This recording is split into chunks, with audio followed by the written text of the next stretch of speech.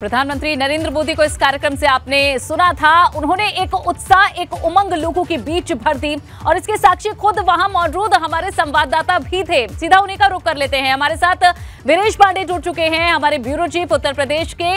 वीरेश जी, बताएं कि कार्यक्रम अब खत्म हो चुका है, लेकिन लोग अभी भी वहां पर डटे हुए होंगे। अभी किस तरह से लोग महसूस कर रहे हैं? इतने भव्य दिव्य कार्यक्रम का अनुभव उन्होंने किया है, क्या महसूस कर रहे हैं वहां के लोग?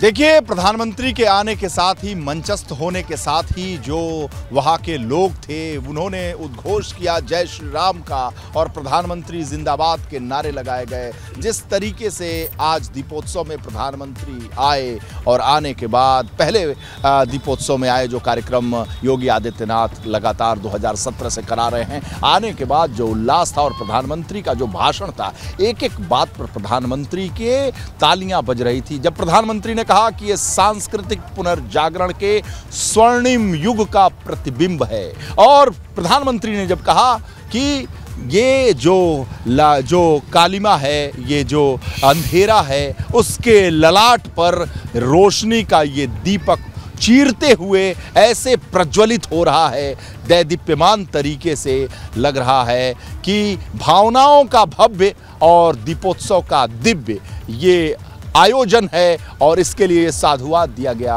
मुख्यमंत्री योगी आदित्यनाथ को। और जिस तरीके से लोग प्रधानमंत्री के एक एक बात पर तालियां बजा रहे थे, उद्घोष कर रहे थे और साथ ही साथ चिल्ला भी रहे थे, क्योंकि वो प्रधानमंत्री को दीपोत्सव के इस कार्यक्रम में देखकर बहुत ही आह्लादित थे, प्रसन्न थे। और ये सारे लोग, देखिए, बहुत सारे लोग आ रहे हैं। चूंकि आप लोग भैया वहाँ थे जी, आप लोग तो वहाँ के वॉलंटियर लग रहे हैं जी। माधव, प्रधानमंत्री देख के क्या मजा? बहुत सुंदर है। बहुत खुशी हुई हम सबको, बहुत खुशी हुई हम सबको। क्या कह रहे थे प्रधानमंत्री? प्रधानमंत्री बस हाय कर रहे थे, बस नमस्ते कर रहे थे, बस ज्यादा वो नहीं देख पाए, सिर्फ उनकी मतलब एक झलक देख पाए बस गाड़ी से जाते हुए। देखे, हम भी देखे और बहुत जा रहे हो तुम? हम लोग जा रहे हैं घर। और ये जो आप लोग दियों के जलाने का काम आप लोगों ने किया, सारे वॉलंटियर्स? जी, हम ही लोग ने किया और बाकी स्कूल से आए थे। और देखिए, यही वो वॉलंटियर्स हैं जिनकी मेहनत रंग लाई और उसका ही नतीजा है कि एक विश्व रिकॉर्ड भारत ने, अयोध्या ने यहाँ क्रिएट किया है। एक बार फिर से अयोध्या का ही सीधे रुख कर लेते हैं। वीरेश पांडे हमारे साथ लगातार बने हुए हैं, वहां से बता रहे हैं कैसा ये कार्यक्रम रहा और अब कार्यक्रम खत्म होने के बाद जो लोग वहां से बाहर निकल रहे हैं उनका कैसा अनुभव है। वीरेश जी, सबसे पहले बताएं, पूरी तरह से सफल ये कार्यक्रम रहा है, क्योंकि लंबी तैयारियां इसकी चली थी?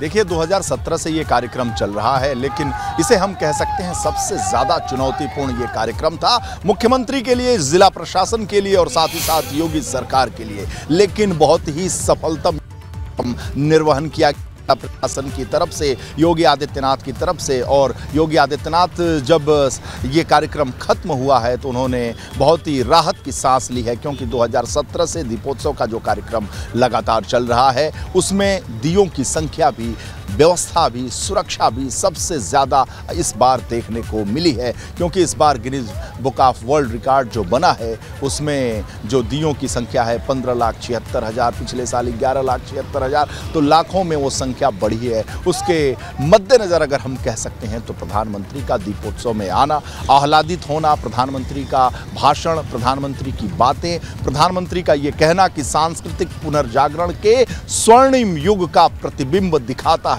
ये जो दीपोत्सव का कार्यक्रम है। प्रधानमंत्री ने यह भी कहा कि इससे निष्काम जो सेवा है उसे प्रेरित होना चाहिए, क्योंकि अंधेरे को चीरते हुए दिया जो है जलता है दूसरों के प्रकाश के लिए। प्रधानमंत्री ने इसके जरिए अपना संदेश भी दिया कि जो प्रधानमंत्री के पद पर मैं बैठा हूं और मुख्यमंत्री योगी आदित्यनाथ बैठे हैं, वो निष्काम कर्म में विश्वास करते हैं और बिना किसी नतीजा है वीरेश जी की ये रिकॉर्ड इनके नाम बना है। और वो दिखा भी मंच पर, प्रधानमंत्री ने सीएम की पीठ थपथपाई। हमारे साथ अवधेश भी, हमारे संवाददाता, हमारे सहयोगी जुड़ चुके हैं।